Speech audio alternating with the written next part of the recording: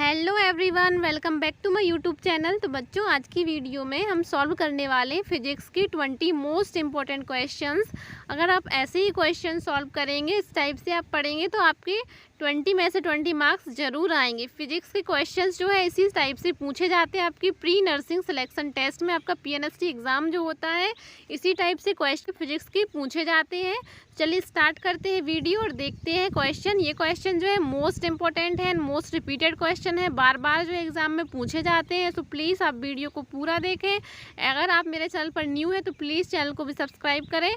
ऐसी ही informative video मैं आपके लिए डेली लेके आती हूँ। एंड PNST एग्ज़ाम से रिलेटेड या फिर कॉलेजेस से रिलेटेड, काउंसलिंग से रिलेटेड हर एक अपडेट जो है मैं आपको बताने वाली हूँ। तो प्लीज़ चैनल को सब्सक्राइब ज़रूर कर लें। चलिए देखते हैं question number 1। Two normal uniform magnetic fields contain a magnetic needle making an angle 60 degree with F, then the ratio of F/H is. क्या बताना है आपको? दो सामान्य एक समान चुंबकीय क्षेत्र में एक चुंबकीय सुई F से 60 डिग्री का कोण बनाती है, तो F/H का अनुपात क्या होगा वो आपको यहाँ पे बताना है। सो ऑप्शंस है आपके 1:2, ऑप्शन बी 2:1, ऑप्शन सी √3:1 और ऑप्शन डी 1:√3। सो करेक्ट आंसर आपका डी होने वाला है, 1:√3 is correct. Next question, question number 2। What is the thickness of depletion layer in P-N junction diode? PN संधि डायोड में अवक्षय परत की मोटाई क्या होती है? आपके ऑप्शन से 1 मीटर, ऑप्शन बी 10⁻4 मीटर, सी है आपका 10⁻6 मीटर एंड ऑप्शन डी है आपका 10⁻7 metre. So right answer option number C 10⁻6 metre is correct. Question number 3। What is the electrical conductivity of a intrinsic semiconductor at 0 Kelvin? 0 Kelvin पर एक नैज अर्धचालक की विद्युत चालकता क्या होती है? तो 0 होती है या फिर इन्फिनिटी होती है, 1 होती है या 10⁻7 होती है? So right answer option number A 0 होती है। Next question, question number 4। एक प्रकाश की किरण एक पारदर्शक आयताकार सिल्ली जिसका अपवर्तनांक √2 है पर 45 अंश का कोण बनाते हुए आपतित होती है। परावर्तित और अपवर्तित किरणों के बीच का कोण जो है वो आपको यहाँ पे बताना है। तो कितना होगा? 75 degree, option B 90 degree, option C 105 degree and option D 120 degree. So correct answer option number C आपका 105 degree is correct. Next question, question number 5। एक मोनोक्रोमेटिक नीले प्रकाश की बीम जिसकी तरंगदैर्घ्य हवा में 4200 एंगस्ट्रॉम है पानी से गुजरती है, जबकि पानी का अपवर्तनांक 4/3 है, इसकी पानी में तरंगदैर्घ्य होगी तो क्या होगी? ऑप्शन से आपके 4200 angstrom, option B 5800 angstrom, option C 41,050 angstrom and option C है आपका 31,050 angstrom. So right answer option number D 31,050 angstrom is correct. Next question, question number 6। एक वृत्ताकार ऑपरेशन के विवर्तन पैटर्न में एक केंद्रीय उज्ज्वल डिस्क के साथ सकेंद्रित वलय होते हैं। पहली डार्क रिंग तब दिखाई देती है जब, तो कब दिखाई देती है? आपका राइट आंसर मैं बता देती हूँ। यहाँ पर राइट आंसर ऑप्शन नंबर ए होने वाला है, sin θ = 1/2 λ/d। तो ऐसे ही क्वेश्चन जो है आपके PNST एग्जाम में पूछे जाते हैं। अगर कोई भी आपसे बोल रहा था कि बहुत इजी क्वेश्चन आते हैं, तो ऐसा नहीं है, एकदम इजी क्वेश्चन नहीं आते हैं आपके एग्ज़ाम में। इजी क्वेश्चन भी आते हैं, टफ भी आते हैं एंड मॉडरेट क्वेश्चंस भी आते हैं। तो चलिए देखते हैं next question, question number 7। Level जो रहता है वो तीनों का आता है, इजी भी आता है, मॉडरेट एंड टफ, तीनों टाइप के क्वेश्चंस आते हैं। तो इजी क्वेश्चन जो होते हैं वो सारे बच्चों से बन जाते हैं। मॉडरेट क्वेश्चंस जो होते हैं वो कुछ बच्चे जिनने स्टडी की रहती है तो उनसे बन जाते हैं। और जो टफ क्वेश्चंस जो रहते हैं, जो बच्चे हार्ड वर्क करते हैं, बहुत मेहनत करते हैं, उनसे बनते हैं और उन्हीं का ही सिलेक्शन होता है। नेक्स्ट क्वेश्चन, दो लेंस जिसकी क्षमता शक्ति +12 और -2 डायोप्टर है एक दूसरे के संपर्क में रखे गए हैं, इस संयुक्त लेंस की फोकस दूरी होगी। तो आपको यहाँ पे फोकस दूरी बतानी है। तो आपके ऑप्शन है 10 centimetre, option B 12.5 centimetre, option C है आपका 16.6 सेंटीमीटर एंड ऑप्शन डी है 8.33 centimetre. So correct answer option number A 10 centimetre is correct. Next question, question number 8. The metal block is exposed to the beams of X-ray of different wavelength. X-ray of which wavelength penetrate most? एक धातु के block को x race किरणों की एक beam के सामने रख दिया जाता है तो जो कि भिन्न तरंगदैर्घ्यों से मिलकर बनी है। कौन सी तरंगदैर्घ्य सर्वाधिक रूप से ब्लॉक को भेदेगी? तो कौन सी भेदेगी? 2 एंगस्ट्रॉम, 4 एंगस्ट्रॉम, 6 एंगस्ट्रॉम या फिर 8 angstrom. So correct answer option number 8 2 angstrom is correct. यहाँ पे आपका 2 एंगस्ट्रॉम करेक्ट होने वाला है। Next question, question number 9. X किरणों की तीव्रता इसकी संख्या पर निर्भर करती है। आपके ऑप्शंस है इलेक्ट्रॉनों की, प्रोटॉनों की, न्यूट्रॉनों की या फिर पॉजिट्रॉनों की। सो करेक्ट आंसर ऑप्शन नंबर ए इलेक्ट्रॉनों की। एक्स किरणों की तीव्रता जो होती है वो इलेक्ट्रॉनों की संख्या पर निर्भर करती है। देखिए यहाँ पे इतना इजी क्वेश्चन आपसे पूछा गया था। नेक्स्ट क्वेश्चन देखेंगे। नेक्स्ट क्वेश्चन है आपका एक्स किरणों की उत्पन्न होने का कारण क्या होता है? अणुओं का ब्रेकअप या फिर परमाणु ऊर्जा स्तर में बदलाव या फिर आपका नाभिकीय ऊर्जा स्तर में बदलाव या रेडियोधर्मी विघटन। So correct answer option number B है आपका परमाणु ऊर्जा स्तर में बदलाव जो होता है वो एक्सरे किरणों के उत्पन्न होने का कारण होता है। Next question, question number 11.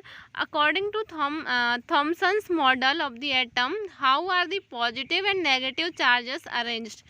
Thompson के परमाणु मॉडल के अनुसार धनात्मक और ऋणात्मक आवेश किस प्रकार व्यवस्थित होते हैं आपको बताना है। सो ऑप्शन है आपकी ऑप्शन नंबर ए है इलेक्ट्रॉन एक केंद्रीय धनात्मक नाभिक के चारों ओर परिक्रमा करते हैं। ऑप्शन बी धनात्मक आवेश एक गोलाकार बादल में फैले होते हैं जिसमें इलेक्ट्रॉन अंतर्निहित होते हैं। ऑप्शन सी है आपका इलेक्ट्रॉन स्थिर होते हैं और धनात्मक आवेश उनके चारों ओर घूमते हैं। ऑप्शन डी है धनात्मक और ऋणात्मक आवेश पूरे परमाणु में समान रूप से मिश्रित होते हैं। So correct answer option number B है धनात्मक आवेश एक गोलाकार बादल में फैले होते हैं जिसमें इलेक्ट्रॉन अंतर्निहित होते हैं। ये वाला आपका करेक्ट आंसर होने वाला है। देखिए थ्योरी से भी आपके क्वेश्चन बहुत सारे पूछे जाते हैं, जरूरी नहीं है कि न्यूमेरिकल ही आए। नेक्स्ट क्वेश्चन है आपका क्वेश्चन नंबर 12. n=इन्फिनिटी या अनंत के संगत हाइड्रोजन अणु की ऊर्जा क्या होगी?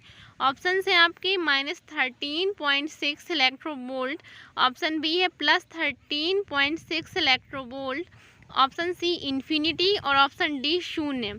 सो right answer option number D 0 आपका राइट आंसर होने वाला है। 0 यहाँ पे करेक्ट है।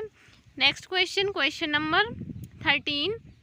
What is the value of velocity of electron in ground state of hydrogen atom? Hydrogen अणु में मूल अवस्था में स्थित इलेक्ट्रॉन का वेग क्या होगा? आपके ऑप्शन है 2.2 × 10⁻⁶ metre second, option B 2 × 10⁵ metre second, option C 1.6 × 10⁶ metre second या फिर आपका option D 1.5 × 10⁻⁷ metre second. So correct answer option number A 2.2 × 10⁻⁶ metre per second is correct. Next question, question number 14. Question number 14 है आपका Lenz law is based on which of the following, मतलब Lenz का नियम किस पर आधारित है? So option है आपके आवेश संरक्षण, द्रव्यमान संरक्षण, ऊर्जा संरक्षण या संवेग संरक्षण। देखिए कितने इजी क्वेश्चंस भी आ रहे हैं, आपके थ्योरेटिकल क्वेश्चंस भी पूछे जाते हैं। सो अगर आप न्यूमेरिकल नहीं कर पाते हैं, आपकी फिजिक्स जो है वो इसी से स्ट्रॉन्ग नहीं है, आप फिजिक्स में थोड़ा सा वीक है, तो आपको टेंशन लेने की ज़रूरत नहीं है। आप अपना थ्योरी पोर्शन जो है वो अच्छे से कवर कीजिए।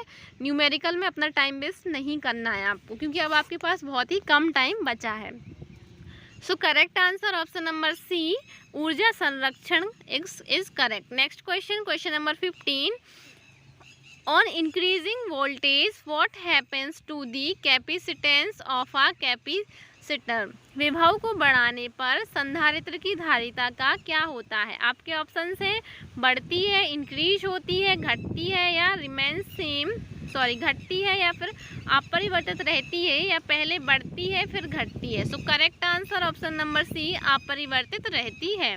नेक्स्ट क्वेश्चन नंबर 16, निम्न में से किसकी विद्युत क्षेत्र की तीव्रता गॉस के नियम से ज्ञात नहीं की जा सकती? आपके ऑप्शन से बिंदु आवेश, विद्युत अवरोधी गोला, सुचालक गोला या फिर आपका द्विध्रुव।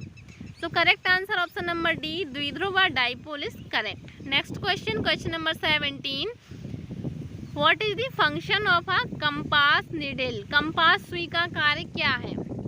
तो क्या है? विद्युत धारा उत्पन्न करने के लिए, चुंबकीय क्षेत्र का पता लगाने के लिए, यांत्रिक ऊर्जा उत्पन्न करने के लिए या तापमान मापने के लिए।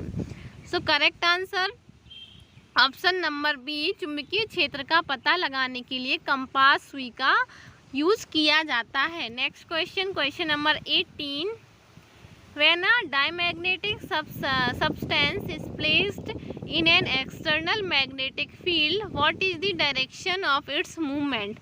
जब किसी प्रतिचुंबकीय पदार्थ को बाह्य चुंबकीय क्षेत्र में रखा जाता है तो उसकी गति की दिशा क्या होती है? तो ऑप्शन है आपके चुंबकीय क्षेत्र के मजबूत हिस्से की ओर, ऑप्शन बी चुंबकीय क्षेत्र के मजबूत हिस्से से दूर, या फिर चुंबकीय क्षेत्र रेखाओं की दिशा के विपरीत, या फिर दिए गए विकल्पों में से कोई नहीं। So correct answer option number B, चुंबकीय क्षेत्र के मजबूत हिस्से से दूर, यहाँ पर सही होने वाला है।